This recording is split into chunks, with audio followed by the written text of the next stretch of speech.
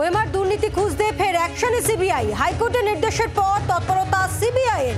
সার্ভান অ্যাভিনিউয়ে SN Basu রায় কোম্পানিতে তল্লাশি। পুরো বিষয়ে জানবো, বিক্রম দাস রয়েছেন টেলিফোনের প্রতিনিধি। বিক্রম, ওএমআর দুর্নীতি খুঁজতে ফের অ্যাকশনে কেন্দ্রীয় তদন্তকারী সংস্থা।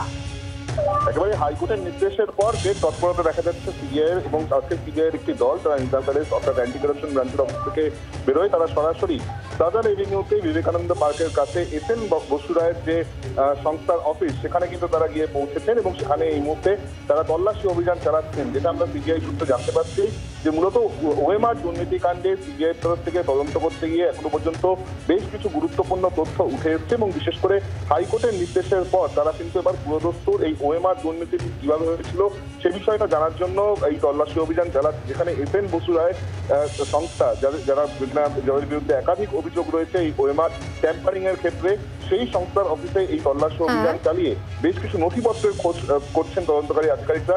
এমনটাই কিন্তু আমরা সিবিআই সূত্রে জানতে পারছি। বাংলার আওয়াজ, বাঙালির আবেগ, জি 24 ঘন্টা।